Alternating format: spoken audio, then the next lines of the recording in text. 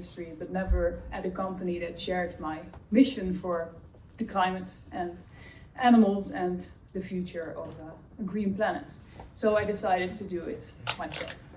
And I'm very happy to be here, still 5 years later. First, I have a question to get to know you a little bit better. So, who here works in serious game development? Some hands. Yeah. So, who has used serious games as part of their research in a consortium? Or quite many. That's very good to see. Yeah. And who has actually played a green game that has like the main theme of environmentalism? That's way more people than I expected, okay? Because it's quite new and upcoming still, I think. So I'm not gonna read these numbers all aloud, but when I started my company, I was of course researching, and a paper had come out that was titled The Rise of the Wildlife Gamer, which they baptized the Wildlife Gamer, which is an interesting target audience for people like us. So we've seen a lot of accelerated game industry growth, especially since the pandemic. Also, we have more diverse audiences beyond, well, mostly boys in their rooms playing the games. It has diversified a lot. And also beyond PC gaming, we see more mobile gaming as well, and board games. Dungeons & Dragons is very popular. So why not also use this for sustainability? In the paper, they also talk about gamers, which you said before are 3 billion at this point. The paper is from 2021, and also maybe they describe gamers as maybe a bit of a different group, but here they describe 1.6 billion, and then wildlife interested people, 1.1 billion, and they create an intersection of almost 800 million people that could be interested in green games. So that is not a group to ignore. So who are we creating these games for? Of course, there are many groups with people with different reasons to play games, and especially green games. Mind you, these are mostly entertainment games and not necessarily for education or in the academic world, which I will get to. Yeah, first I'd like to talk about some very successful entertainment green games. Maybe you're also backing things on Kickstarter, but they had this goal of £36,000, and actually they made £140,000. So that is over 300% the target goal.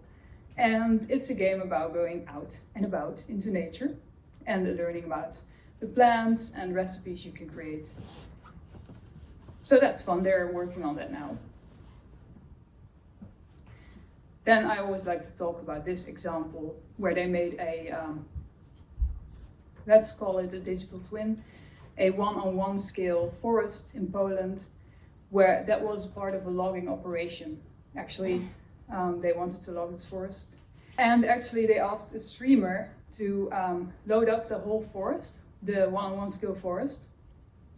And there was one tree left standing.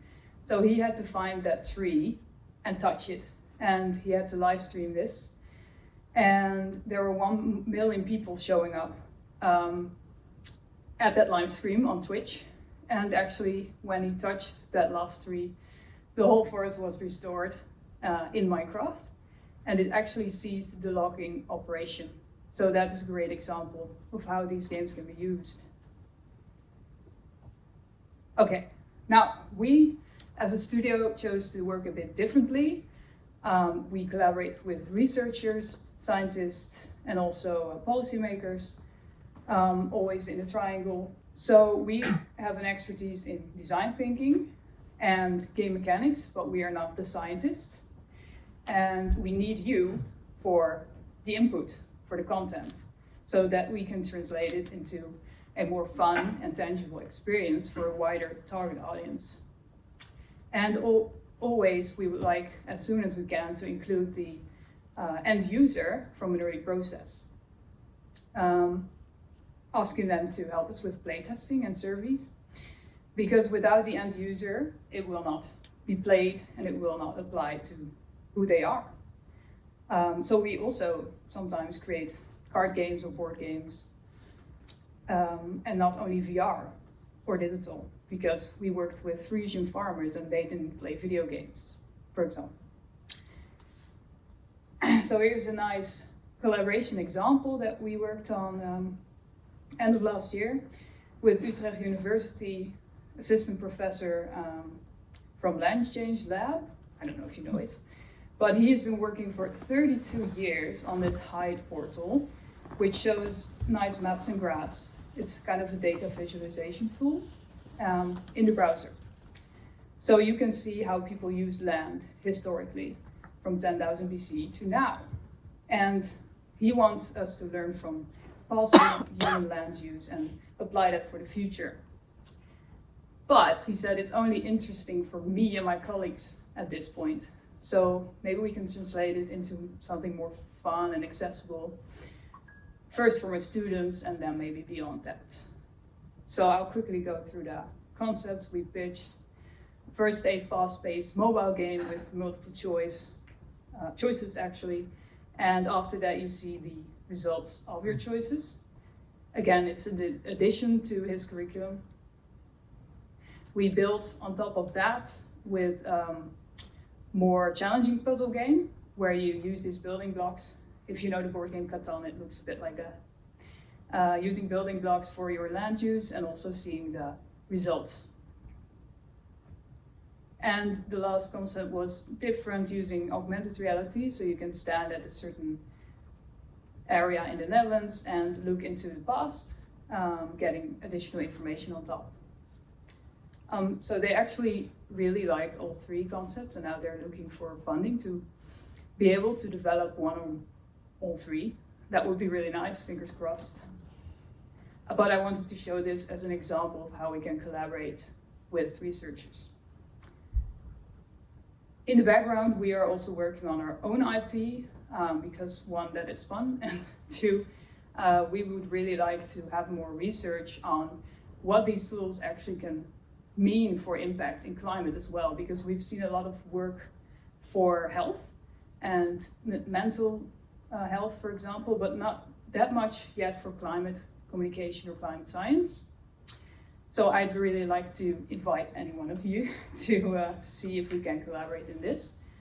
I think we have time to watch the trailer. No sound. Own unique challenge. Our climate simulator is an immersive experience that provides end users with an understanding of the real-life impact of climate change on natural environments, wildlife, and communities. As an educational and awareness tool, the simulator is useful for governments, educational institutions, and businesses looking to create sustainable change within their intended audience. We'll work together with our clients to co-create an experience that is tailored to their needs and goals. Every audience has their varying regional and local challenges. With this in mind, we made the simulator customizable for what environment a user sees and what questions they get. We make this possible by utilizing a digital twin of the intended area and text fields to customize the questions. Research has shown that immersive environments and interactivity significantly increase in engagement, long-term informational retention, empathy, and environmental behavior changes. This research and its versatility and range of customizable features makes our virtual reality simulator a perfect addition to climate communication strategies. With the power of XR, we can immerse intended users in an environment that's relevant for them, thereby showing them firsthand how climate change will affect them and their community. By enabling users to experience the consequences of their actions on the environment, the simulator drives home the importance of making positive choices in order to fight climate change.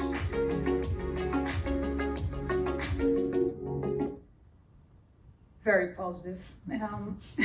So that leads me to some challenges Climate change is encountered throughout these years, and also while talking to scientists, researchers. that can be challenging to get the results we want because measuring impact is very difficult to do. Validation studies are difficult because researching if someone has actually changed their behavior after 3 months and then 10 minutes of playing our VR experience is really not relatable. So I'm not going to read them all out loud. I think many of you understand these challenges.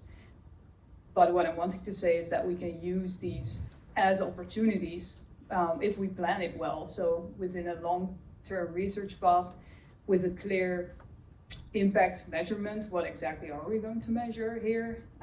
Maybe we can do qualitative research instead. Works well with games and VR. And of course, data collection with consent from the users.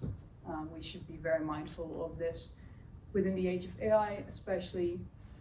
So plan well, that is very important because it's largely underestimated how much time designing and developing games and XR actually cost.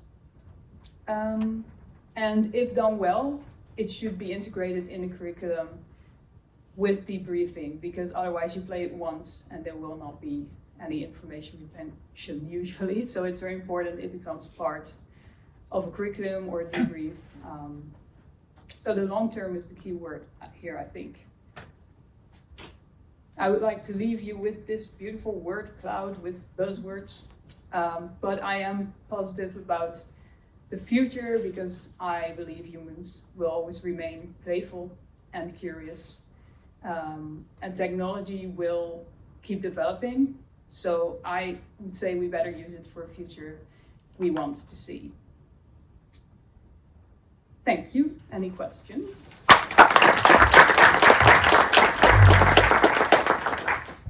Thank you very much, Lindy. Very nice.